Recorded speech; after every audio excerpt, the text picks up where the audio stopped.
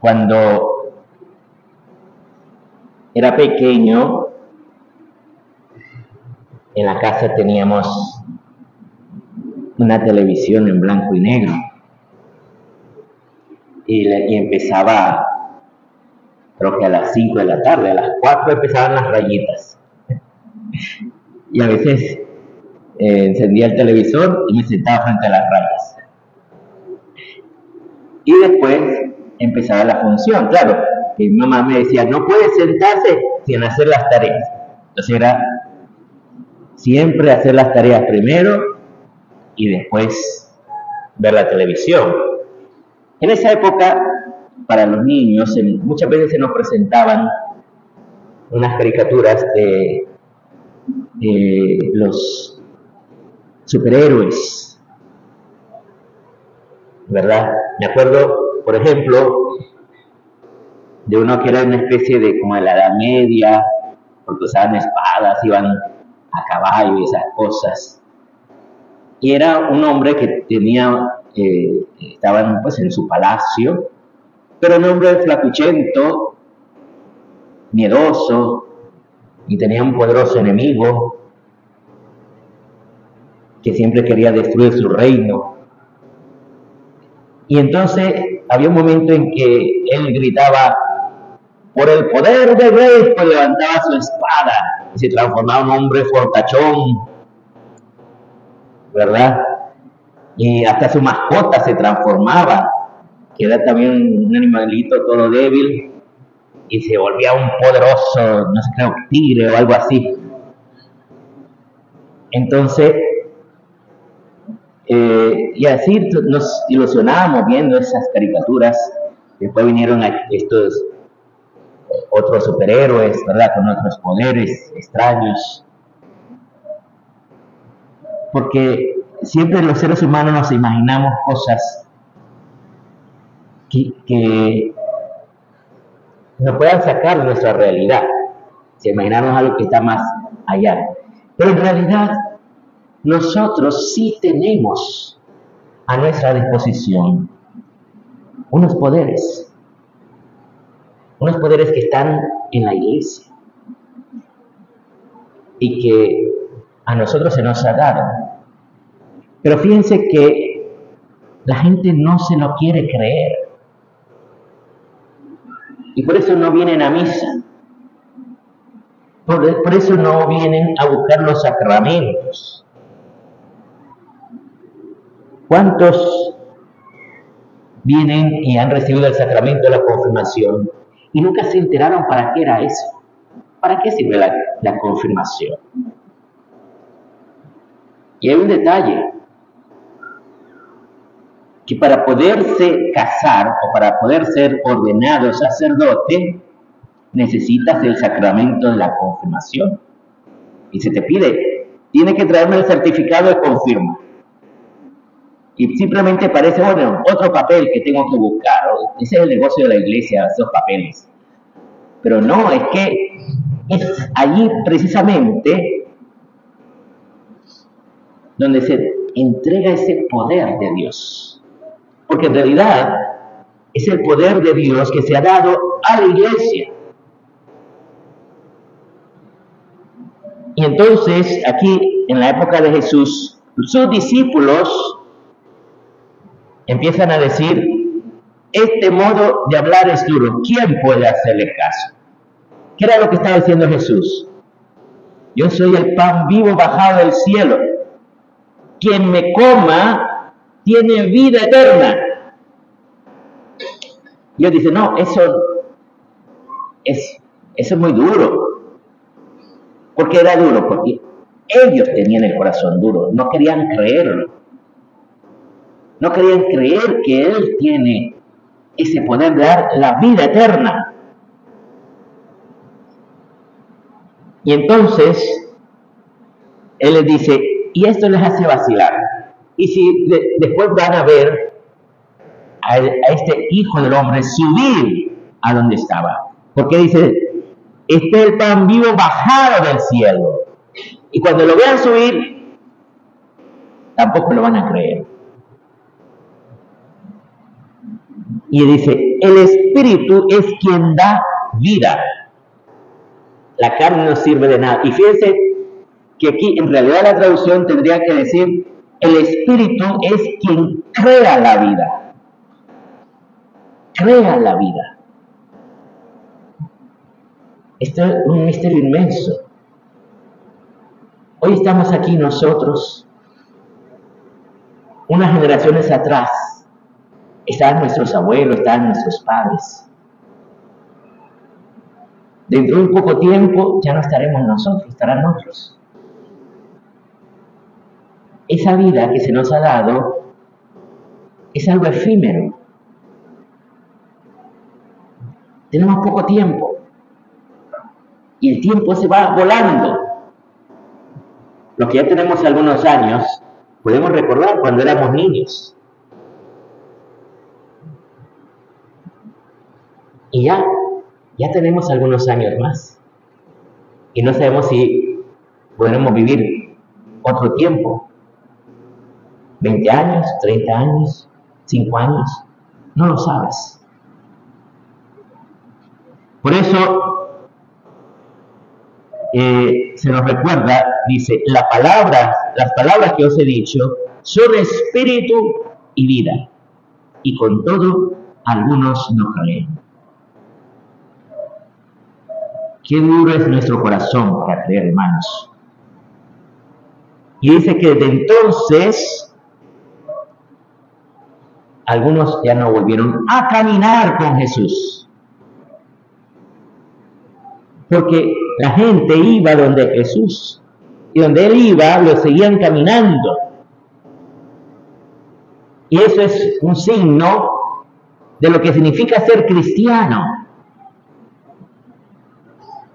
Ser cristiano no es solamente que voy a misa y en mi casa rezo y ya está, ya se acabó. No.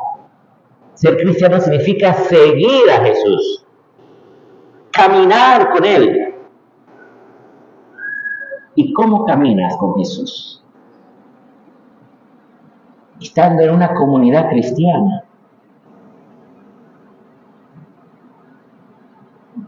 Donde se te va formando en la fe. Porque si tú no avanzas hacia el cielo, hacia la vida eterna, significa que estás avanzando hacia el infierno. Si no avanzamos hacia el cielo, significa que estamos avanzando hacia el infierno.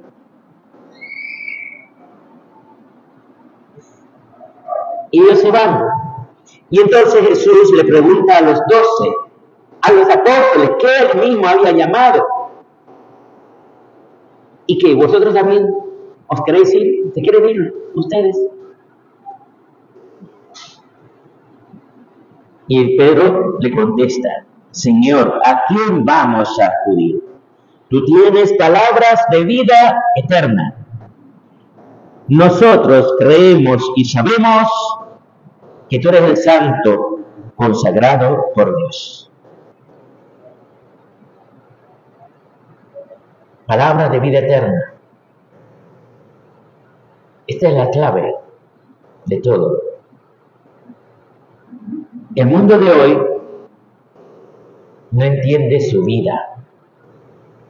Te han metido una narrativa de pensar que tu felicidad consiste en la satisfacción de tus apetencias.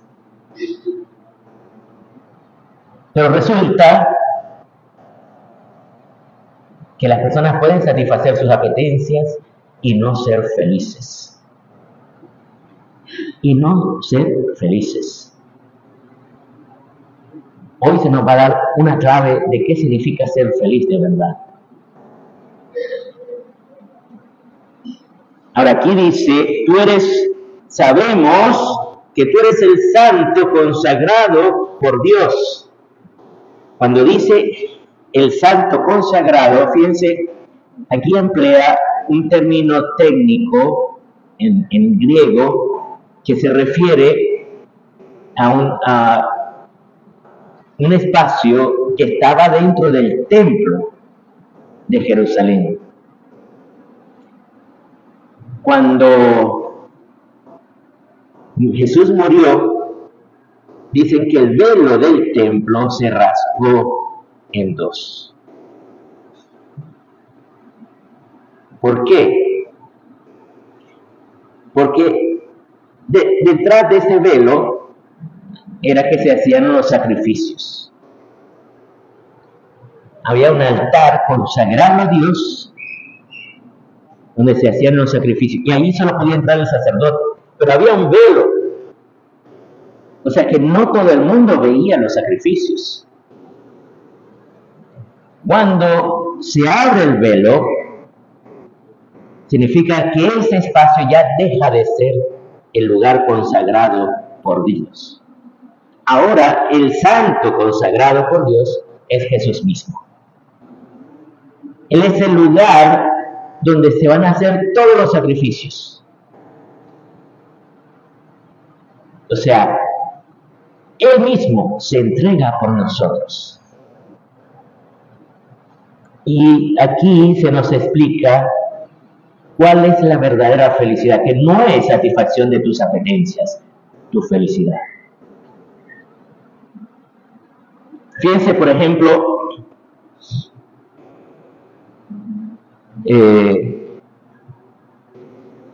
una mujer que fue muy exitosa, trabajaba, ganaba buen dinero, tenía prestigio en su trabajo, la respetaban, y ella se sentía realizada según el mundo. Pero resulta que tuvo una niña tuvo. Nunca se llevó bien con el papá, pero tuvo esa niña y crió a su niña. Y dice que el día más feliz de su vida no fue en su trabajo, ni ganando dinero, ni nada de esto, sino cuando esa niña, todavía bebecita, le sonrió por primera vez. Ahí ella se sintió la mujer más feliz del mundo, cuando su niña le sonrió. Y dice que cuando era pequeña, la niña a veces le hacía caras, todo cosas, le hablaba, se le hacía cosquilla a ver si le sonreía otra vez. ¿Verdad? O sea, la vida, dar vida, ver una vida nueva, eso es lo que es la verdadera felicidad. Claro, no necesariamente tiene que ser en un bebecito. Puede ser de muchas maneras. Por ejemplo, en el matrimonio. Hoy nos habla la segunda lectura, el apóstol San Pablo, de esa unión entre el hombre y la mujer, que lo compara a la unión de Cristo con la iglesia. Y fíjense en la palabra que empieza diciendo, ¿cuál es la clave de todo, de las relaciones entre hombres y mujeres y entre todos nosotros como hermanos? La palabra clave es ser sumisos unos a otros con respeto cristiano. ¿Quién es sumiso? Un niño es sumiso. Quiera o no, le toca ser sumiso porque es pequeño. Su vida depende de lo que los padres le dan. Entonces, ser sumiso significa hacernos pequeños, ser como niños. Pero la clave es la confianza. Un niño confía en sus padres, porque sabe que los padres quieren lo mejor para él. Entonces, por eso nos llama a ser sumisos unos con otros.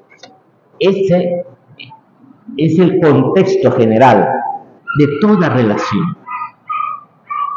O sea, yo no puedo ir a la otra persona a imponer mi pensamiento, a imponer lo que yo quiero que ella haga.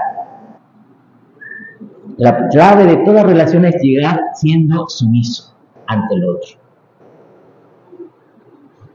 Obviamente, no puedo aceptar si la otra persona me quiere llevar al pecado, porque eso me destruye, me hace daño.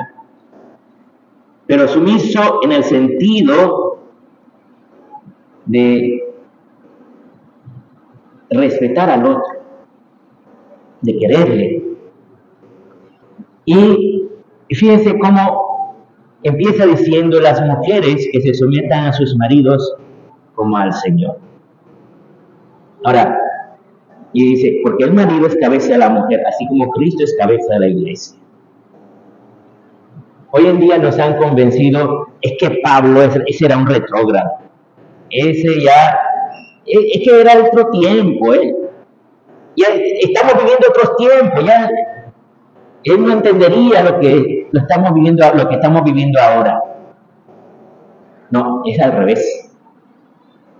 No se trata de tiempos, sino de la enseñanza que él quiere dar. ¿Cuál es la clave de todo? ¿Por qué una mujer se sometería al varón? Porque por nuestros pecados no nos sometemos. Nosotros nadie se quiere someter a nadie. Nadie quiere ser sumiso. El punto es, ¿por qué una mujer se sometería a un varón? Y la clave está aquí. Sigue diciendo, pues como la iglesia se somete a Cristo, así también las mujeres a sus maridos en todo. Pero ahora viene la otra cara de la moneda. Dice, maridos, amad a vuestras mujeres como Cristo amó a su iglesia. Y aquí se entiende por qué una mujer se iba a someter al varón. Él se entregó a sí mismo por ella, para consagrarla, purificándola con el baño del agua y la palabra, para colocarla ante sí, gloriosa, sin mancha, ni arruga, ni nada semejante, sino santa e inmaculada. Así deben también los maridos amar a sus mujeres como cuerpos suyos que son. O sea, la clave de todo es, él se entregó a sí mismo por ella. ¿Dónde se entregó? En la cruz. Jesús dio su vida por la iglesia. Y la iglesia somos nosotros. Jesús dio su vida por nosotros. Por eso nosotros le obedecemos a Cristo. Por eso nosotros nos acercamos a Cristo, que es el santo consagrado, o sea, es el espacio donde todos ofrecemos nuestros propios sacrificios a Dios. No hay otro lugar, es en Cristo que podemos ofrecer nuestros propios sacrificios. Y Cristo dio su vida por la iglesia, y por eso la iglesia le obedece. Entonces, la clave de todo está en que el varón da su vida por la esposa. Da su vida. Va todos los días al trabajo, quiera o no quiera, aunque el jefe lo maltrata, le dice lo que sea, pero él sigue yendo a su trabajo. ¿Por qué? Por amor a su esposa, por amor a los hijos. A lo mejor hacen trabajos hasta peligrosos. Como un hombre que esté trabajando, recogiendo la basura. Es un trabajo peligroso. Recoger la basura. Y siempre, o uno que trabaja, por ejemplo, con electricidad, o uno que trabaja en la construcción, haciendo trabajos pesados. El hombre está allí, dando su vida. por la esposa. Pero aquí hay algo clave. Nosotros estamos todos heridos por el pecado. Necesitamos unirnos a Cristo.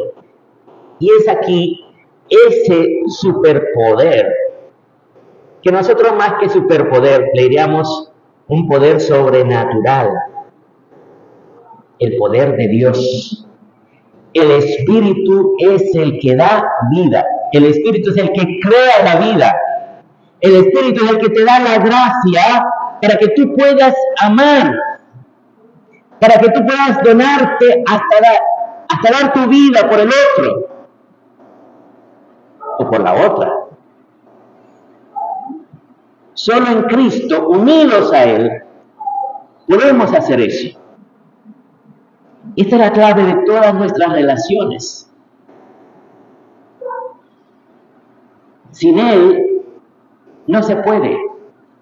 Por eso es que los psicólogos de hoy en día, ¿qué te dicen cuando hay problemas en la casa?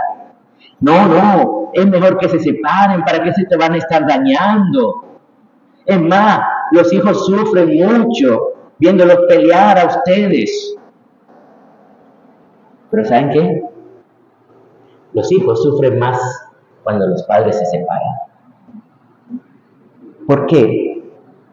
Porque eso, sobre todo si los niños son pequeños, les causa una ruptura interior al niño. Una ruptura que no se sana fácilmente. Solo en Cristo puede ser sanada. Y se sana cuando el niño ya grande se pueda reconciliar con el Padre. Es fundamental en nuestra vida reconciliarnos con nuestros padres. Si tú nunca te has reconciliado con el Padre, con tu Padre, es necesario reconciliarte con tu Padre. Por eso, hermanos, bendigamos al Señor, porque Dios nos da los caminos de la santidad, los caminos que llevan al cielo, a la vida eterna.